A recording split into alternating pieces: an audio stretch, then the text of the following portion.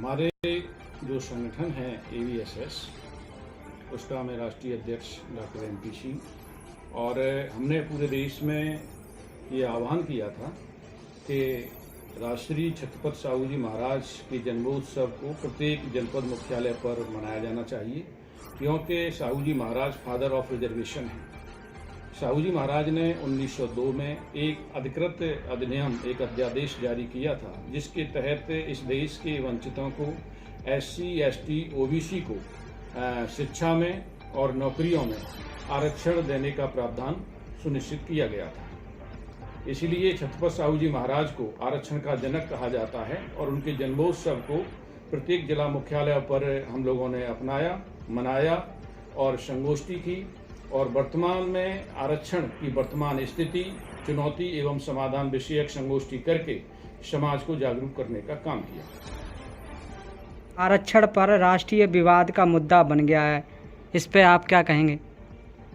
इस देश में रिजर्वेशन को एक विवादास्पद स्थिति में उन्हीं लोगों ने आकर के खड़ा किया है जिन्होंने आरक्षण का सबसे ज़्यादा लाभ उठाया है। इस देश में आरक्षण का विरोध जो लोग करते हैं, वही लोग, उनकी हिस्सेदारी, चाहे वो बेईमानी से हुई हो, चाहे वो छल प्रपंच से हुई हो, किसी भी तरीके से उन्होंने हिस्सेदारी सुनिश्चित की हो, आबादी के अनुसार उनकी कई गुना अधिक हिस्सेदारी है नौकरियों में और सर्विस सेक्टर के प्रत्येक विभाग में, प्रत्येक स्तर पर, और सबसे ज़्यादा उच्च स्तर पर उन्होंने अपनी भागीदारी सबसे अधिक ले रखी है।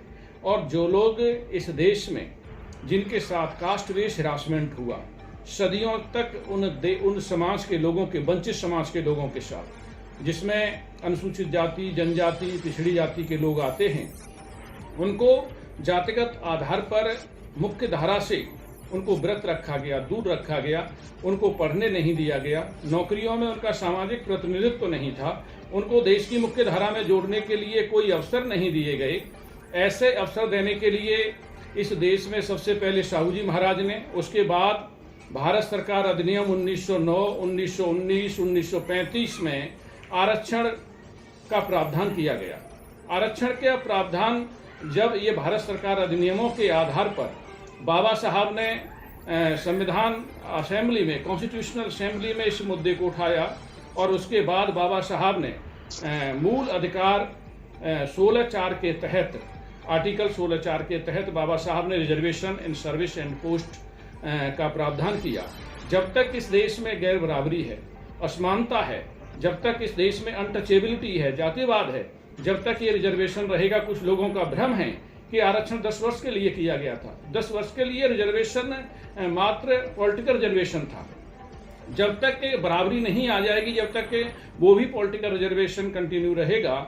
लेकिन reservation in service and post, जब तक इस देश में शैक्षिक, सामाजिक, राजनीतिक, आर्थिक गैर बराबरी है, जब तक रिजर्वेशन रहेगा। जिन लोगों ने इसको विवादास्पद मुद्दा बनाया है, EWS के तहत उन लोगों को भी अपनी आबादी के समानुपातिक 100%, यानी 10% लोगों को 10% आरक्षण मिल रहा है, और इस देश की 90% आबादी को मात्र 50% आरक्षण मिल रहा है। तो अब भी इस देश का जो 85, जिसको बहुजन कहा जाता है, वर्तमान में उसकी यदि जाति जनगणना करा ली जाए, तो उसकी जाति जनगणना करा ली जाए तो रियलिटी में उसकी जो परसेंट है वो 90% होगी देश में। तो 90% उसको हिस्सेदारी चाहिए।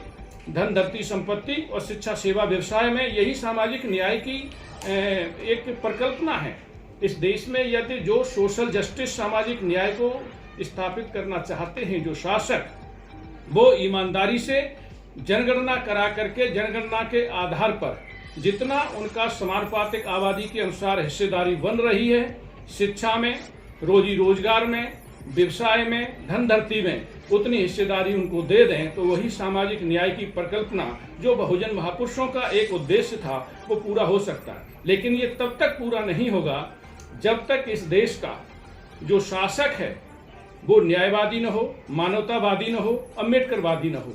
इस देश में दूसरी एक बहुत बड़ी बात, एक बहुत बड़े स्तर पर उठाई जाती है, जो आपने आरक्षण की बात पूछी है, कि राष्ट्रवादी और राष्ट्रद्रोही। मैं स्पष्ट रूप से ये बताना चाहता हूँ, इस देश का सबसे बड़ा राष्ट्रवादी वो है जो अम्बेडकरवादी है, क्योंकि अम्बेडकरवादी व्यक्ति ही इस देश के भारतीय संविधान के अनुसार कार्य करता है, व्यवहार करता है, आचरण करता है, और जो भारतीय संविधान के अनुसार कार्य करता है, व्यवहार करता है, आचरण करता है, वो सबसे बड़ा राष्ट्रवादी है। और जो भारतीय संविधान के विरुद्ध कार्य करता है, इंडियन कॉन्स्टिट्यूशन का वायोलेशन करता है, वो सबसे बड़ा राष्ट्रद्रोही है। ये दूसरी बात है। लेकिन इस देश में यदि वंचितों को बाबा साहब का दिया हुआ शिक्षा, रोजी रोजगार, जीवन जीविका बचाना है, तो उन लोगों को एकजुट और एक राय होकर के एकमत होने की आवश्यकता है। ये मेरा संदेश है साहू जी महाराज के जन्मोत्सव पर। तो सब मिलकर के अपनी पीढ़ियों का अस्तित्व बचाने के लिए एकजुट और एकमत हों, ऐसा संदेश साहू जी महाराज के जन्मोत्सव पर मैं सब भारतीय समाज को देना चाहता हूँ।